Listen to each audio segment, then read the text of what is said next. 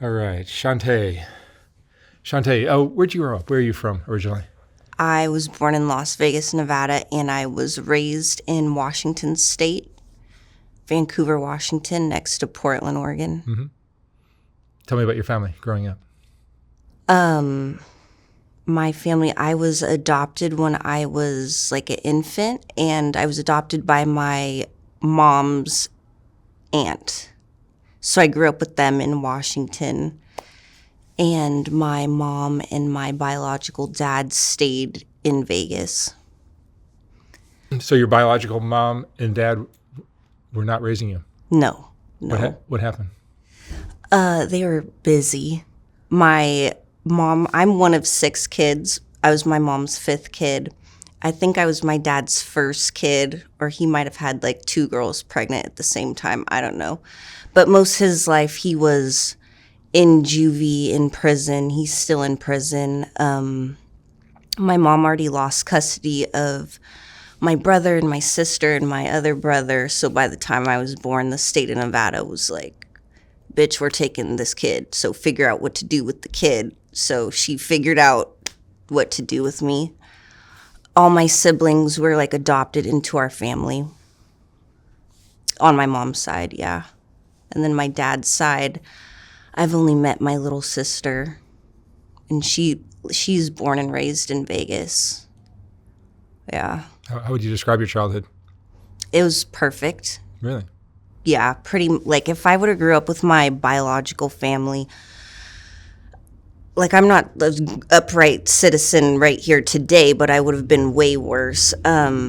They took good care of me. They got me braces, bought me a car, made sure I went to school, made sure I had clothes, nice Christmases, did all the family things they were supposed to do. They could have done a couple things better, but they're human. You were lucky.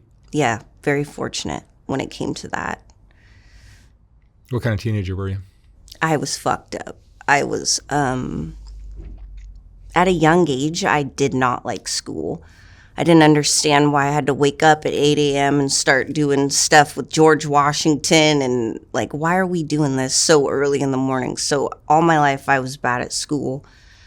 When it came to being a teenager, I realized I wasn't going to graduate, so I got a job, I got a car, and I was like making money, and I'd hustle on the side, like sell weed, sell bottles, stuff like that. But I was really high on Molly and Coke and ecstasy and weed, and I was just kind of like a drug addict, like party drugs. But my mom died when I was 17, and that made my biological mom, and that made it like a lot worse. I was just doing like anything. My adopted brother got his arm and leg cut off. So when that happened, he got like Dilaudid and Oxycontin and stuff like that from the doctor. And I would help take care of him, but he would like pay me in drugs. So I was like just addicted to a bunch of stuff. And you finished high school or no? No, but I've passed 3 out of 4 of my GED tests, Right. And I'm proud of that. But you were in the streets, it sounds like. Oh yeah, I just did my GED. I just started working on that last year. And you eventually, that led you to sex work somehow?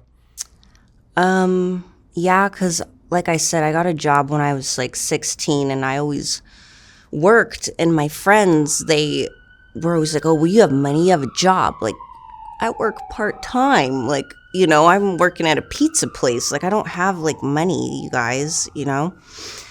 And then I had a boyfriend, and he went to jail, and I was just like, kind of like a typical story. I was like, oh, I need money. And I tried to be a stripper. That's the first thing I did. I got a fake ID, and I went to the strip club, and I'd say there's like 3 types of people in the world. There's squares, strippers that do some hoeing, and hoes that do some stripping. I figured out I was a hoe that does some stripping. I went to the strip club. I remember crying in the dressing room. Like, I didn't want to be naked, and I didn't want to be like on a stage in front of people. That didn't really work out. So I remember I got paid. I went down to the local library. I went on Backpage. I posted my first ad, and then I ended up setting up my first date. And then I hit that date. I think it was only for like $200. This is like 10 years ago. So like $200. And then I was like, oh, I'm doing this. Like, that was fast, easy. He was nice. It was easy. Much better than being up on stage. Oh, yeah. And that's just not me. I like to get my money, then get naked, not get naked, then get my money. And you've been doing that, for several years now, at least, right? Yeah, I just turned 28, so 10 years. Yeah. I first like posted myself and like pimped myself out, and then I like kind of dibbled and dabbled with some pimps. How are those relationships? They were good and bad. The first pimp I ever dealt with, rest in peace, I didn't understand like the game in pimps. Like, I was like, okay, well, why do I need this dude when I've already been posting my own ads and doing my own thing? Like, that doesn't make any sense. So it didn't like click for me for a long time. But you were giving him the money. Yeah, we only went on one trip together. And then after that, I was like, okay, well, I'm going to go back doing my own thing by myself. And you could get away from him? Yeah. Because sometimes girls have a hard time pulling away from their Yeah, management. I would say when it comes to that, when it comes to pimps, when they say choose wisely, that is a little pimp slogan that I do recommend. Choose wisely. Today's video is sponsored by Aura. It's a really important time to be talking about Aura because hackers have stolen the social security numbers of every American. Over 2.9 billion records were stolen from national public data, which offers personal information to employers, private investigators, staffing agencies, and others doing background checks. These stolen records include a person's full name, address, date of birth, social security number, and phone number, along with alternate names and birth date. And members of the hacker group have reportedly released this information for free online. I've had credit cards hacked, and I'm sure many of you have as well. If you weren't taking precautions with your personal information online before, this should be a huge wake-up call. You've never been more vulnerable online than you are right now. But I'm not too worried about it now because I use Aura. Aura alerts me if they find my phone number, email, or social security number on the dark web. They're going to let me know right away if anyone tries to use this information to access my credit or bank accounts. Plus, they give me up to $5 million in identity theft insurance should the worst case scenario happen. They also provide a bunch of other features to keep you safe online, all inside one app.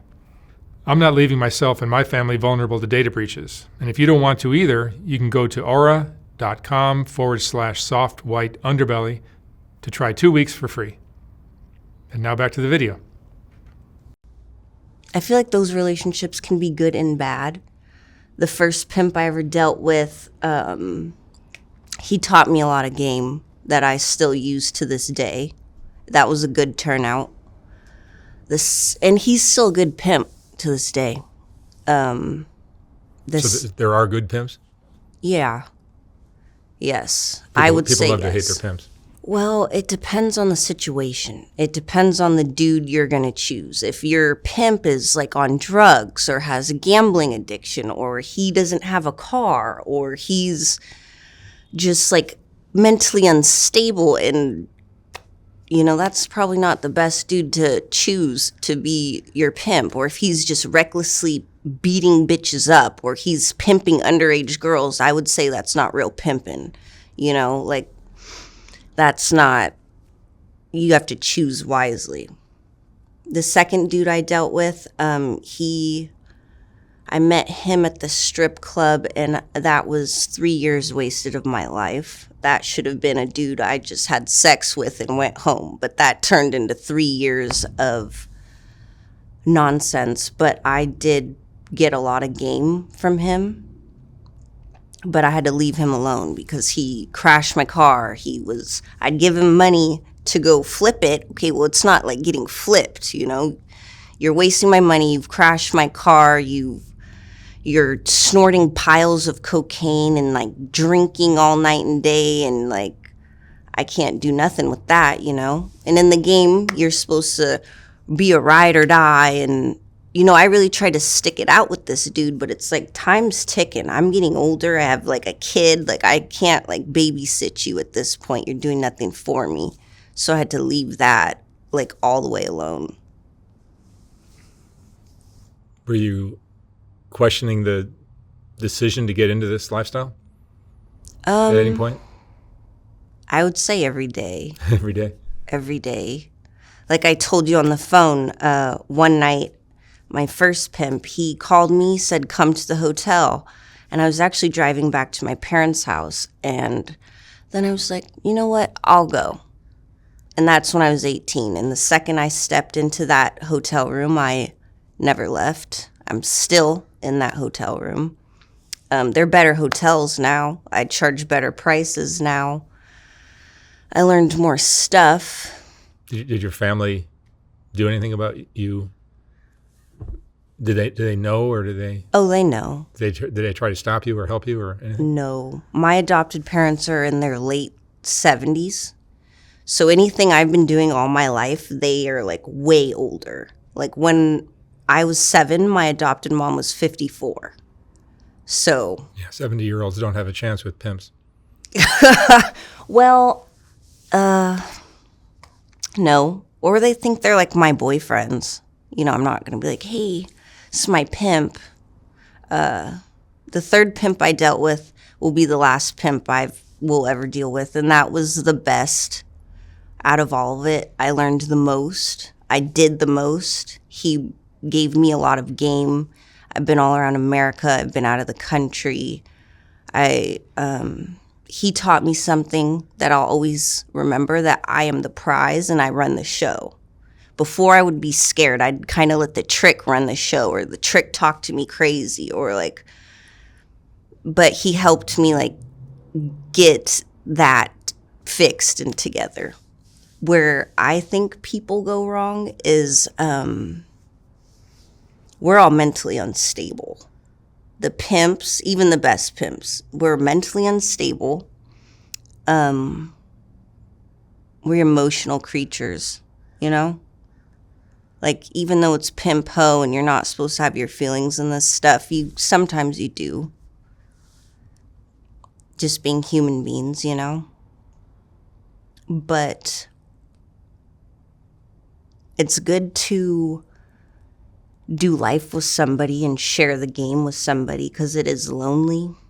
That's why I think a lot of girls end up with pimps, is not because they need somebody to help them spend their money, but they get lonely out there. Totally. Yeah. Who are you supposed to like vent to about the trick and how he's fucking up your makeup and your hair, and he's touching, like he's doing like all this crazy shit, but he's paying really good? Or, you know, you might have sat in a room and had to service, say, 10, 15 guys throughout the whole day or over the weekend or whatever. Who do you like vent to after that? Who do you like talk to? And then like having a normal relationship with somebody, or like your friends, or like trying to have a boyfriend who has like money like that. Like, say you want to go to Ruth Chris every day this week. Who are you just going to pay for you and all your friends, or, you know? But you don't need to go to Ruth Chris every night. You don't. But say you did. Like me, I like travel a lot, and my friends, they can't like necessarily afford. Well, they probably could, but they would just be irrational. Like, you know, trying to like keep up. Does that lifestyle just lead you into a circle of people that keeps you from ever having a chance of living a happy, healthy life? No, because I could leave it all alone, but now my brain is permanently fucked up. Yeah. Because you're used to the fast money? Yeah, I'm used to fast money. And like bills keep billing. I don't know how I would pay for my car if I wasn't a prostitute. Like, it's $1,000 just parked. I could not drive it for that's still $1,000 parked. That's not including rent, wife, like all the stuff. even if I try to live dirt cheap, like my car is $1,000 parked. What am I supposed to do? Do you ever regret allowing yourself to get into this lifestyle? That's a good question. No. Life's kind of like a fucking joke. We're all gonna die. And I like to have fun. I've had really fun times, and even the bad times are like so unhinged that at the end of the day it's laughable. Like, is this real life? Tell me a story or two. Tell me a good story and tell me a horror story.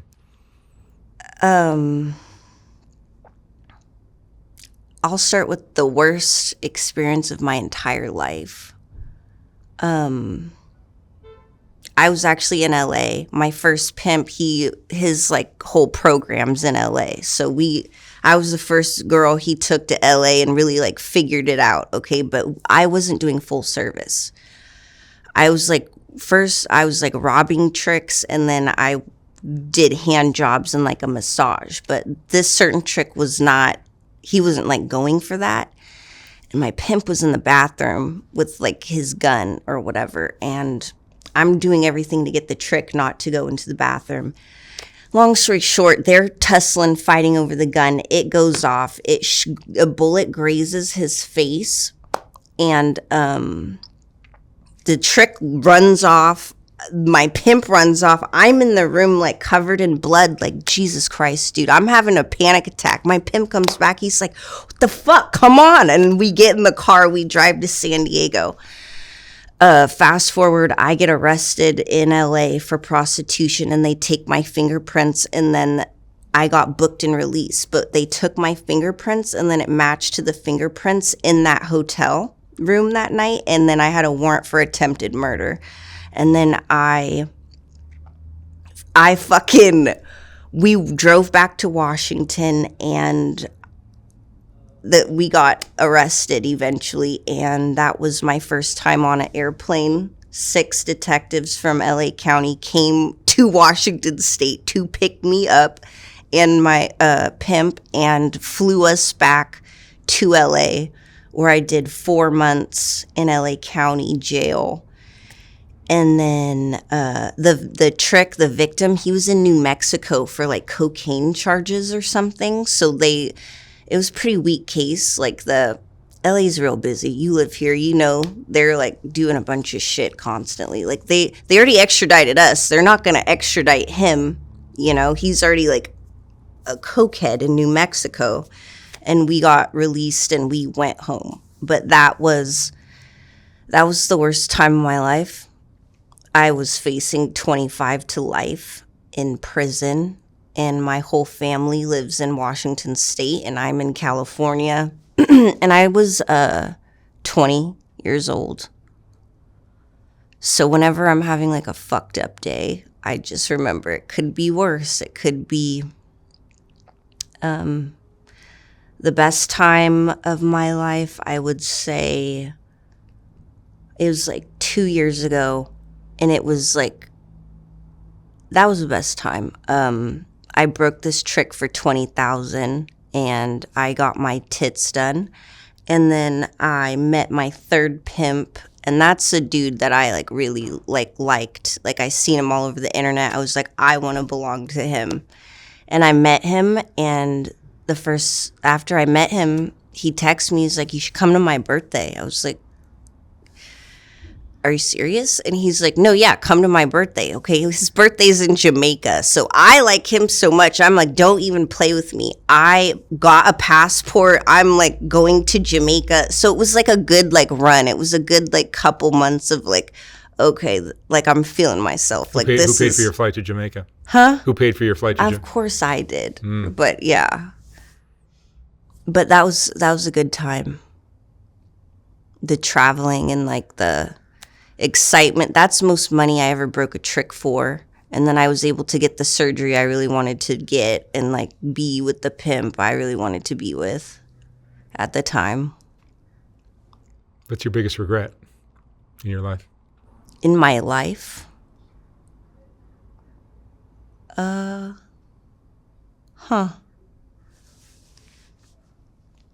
My biggest regret would be, well, I have two. My biggest regret is getting an abortion. And my second regret is giving up on high school, because I wanted to go like be a cheerleader and go to prom and be like a normal person instead of like a crackhead. I take it drugs are no longer a part of your life? No. How were you able to pull away from that? I just have a very addictive personality. Let me guess, when that guy got shot in the hotel room, I assume drugs were a part of that scenario? No. They were? My first pimp, I chose with him because I liked him, because everybody I was with was doing drugs, fucking around. And this dude, he didn't do no drugs. He sold the drugs. He always had nice clothes. He had a couple bitches. It was like, okay, well, compared to who I was hanging out with, I was like, I'm going to go hang out with him. And then I would sell his coke for him and like, do that. But before we went to LA, he was like, you have to stop doing cocaine. Like I would say he's a good pimp, as like, he has other bitches now to this day. I ain't one of them, but they do drugs, and he will get them off of drugs, or he will limit how much they're gonna do. He carries like Narcan, or he'll even buy like a bunch of weed, and like if the bitch smokes meth, he'll give her meth, but he'll also give her hella weed and then try and wean her down off meth. For me, it was kind of easy for me to quit. I haven't done drugs in a long time. That's good. Yeah. Like 2 years ago, me and my friend went on like a bender, and I was like, this is why I don't snort coke, because we started this bitch last night. It's like 2 p.m. the next day. Like, I can't do that.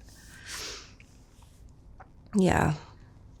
How do you think you've changed from your 10 years doing this?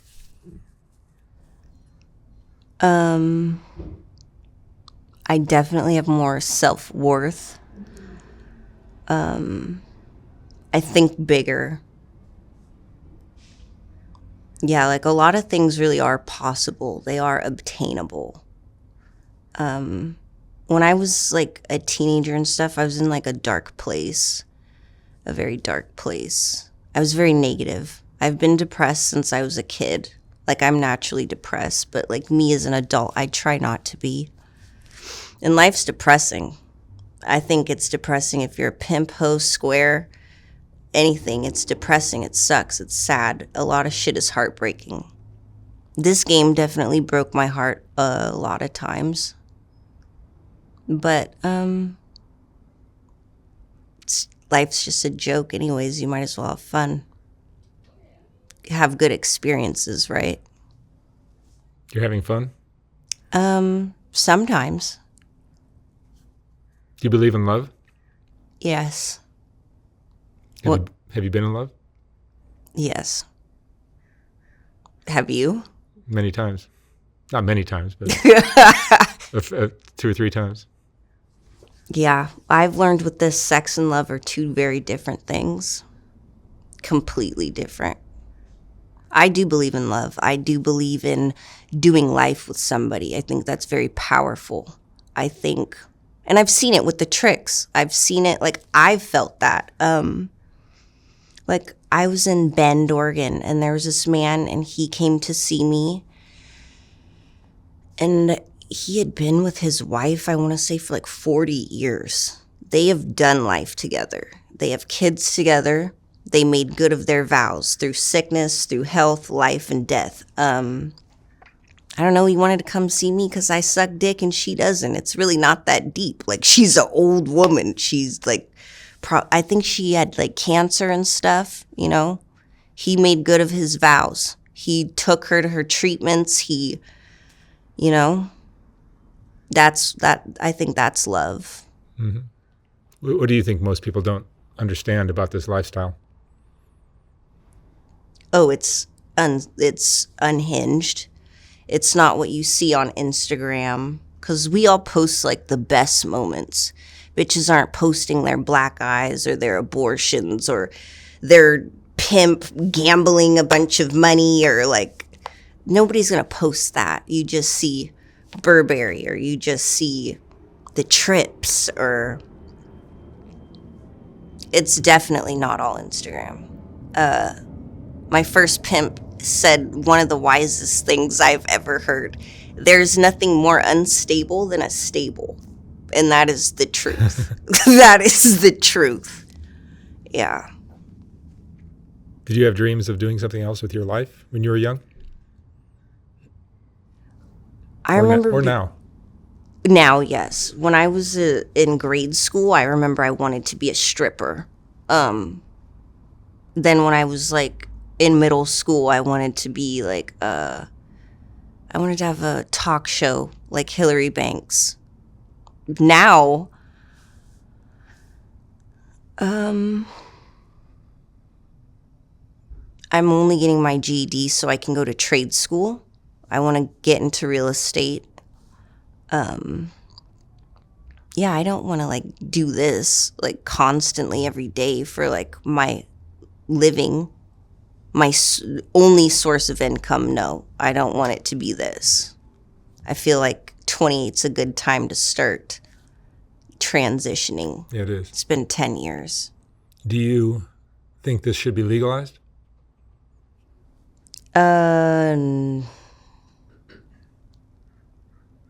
For me, I think everything's fine the way it is. You can probably make more money. You think? You can set your prices easily. What if it's legalized, or if it's not legalized? Oh yeah, I'm not. Yeah, no, and it's like tax free. Like I go out of my way to pay taxes, but I could easily not do that. What do you claim as what is your occupation? A personal consultant. Yes, you are. A good one. No, I don't think it should be legalized. No. How do you think you've changed? I think I asked you this before, but how do you think you've changed? It's kind of hard to remember that far back because I was just a teenager. I would still consider myself a kid. Oh, are you talking about like throughout the game? Well, like who you were at 17 and who you are at, who you are at 18 and who you are at 28. Oh, I've changed a lot.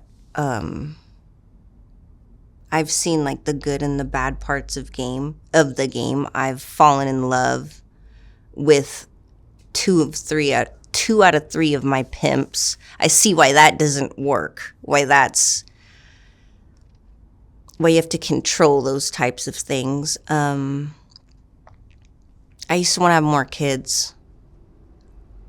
But like if you're fucking tricks all day, when are you gonna have time to be pregnant, you know?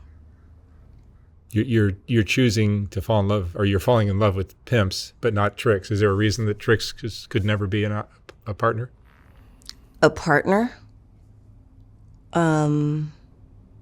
That's what I mean by the game fucked my head up, because I wouldn't be able to just be with like a man that was a trick. That I wouldn't be able to do that. But a pimp is okay. Oh, it's not okay, but in my brain it makes more sense. Like okay, like I have a friend and she was concerned about her man subscribing to some other girl's OnlyFans. And I was like, I take pride in the fact that my man's going to make a bitch do OnlyFans and get her money. Like he's not like subscribing to her OnlyFans. That's diabolical. That's crazy. They're both pretty messed up though. I just rather be on the spectrum of like he's sending her to go do this and going to reap the benefits, as opposed to, oh, my man's just tricking off. He's like, I feel like in a square relationship, you guys are a partner. Like this, your household income, you know, you guys kind of like share that. You're like spending it on pussy because you can't get like a chick to like you for free. That's nasty work. That's crazy to me. The world is crazy. Yeah, it keeps getting crazier.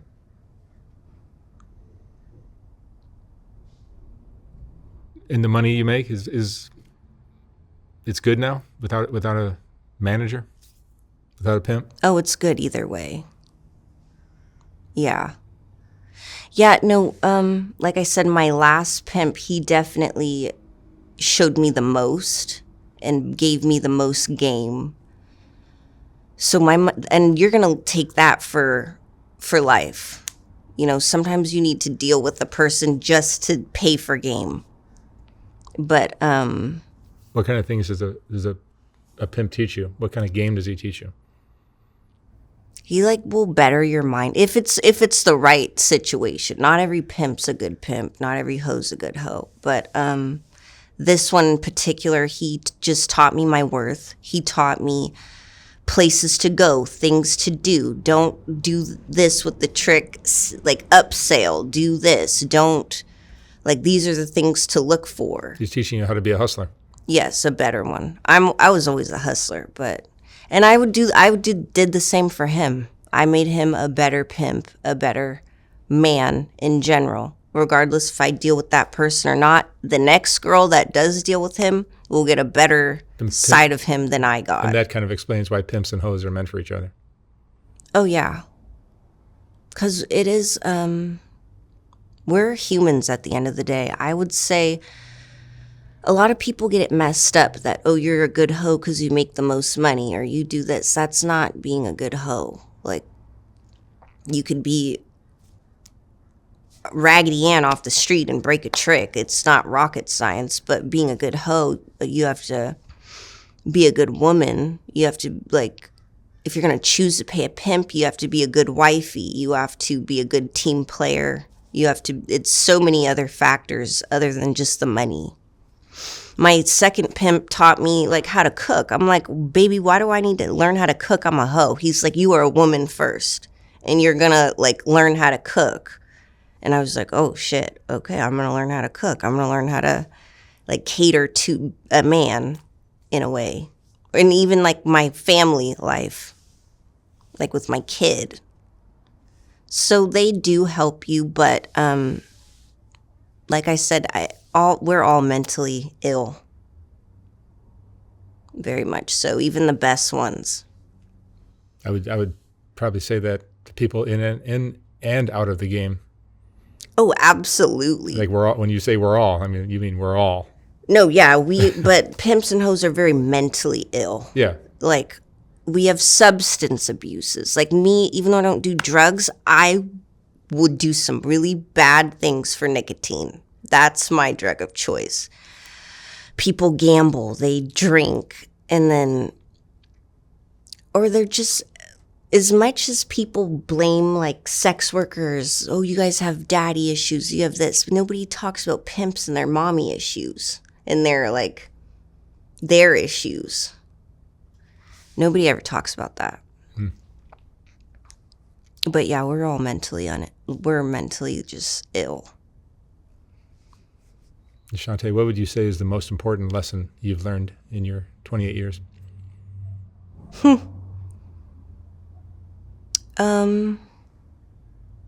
most important lesson? It's another good question. Don't give up. Be optimistic.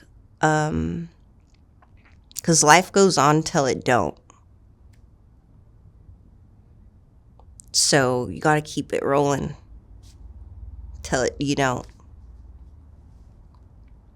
And don't waste a lot of time in the wrong places with the wrong people, regardless of whatever you're doing in life. If you're a pimp, you're a hoe, you work at Walmart, just don't waste a lot of time.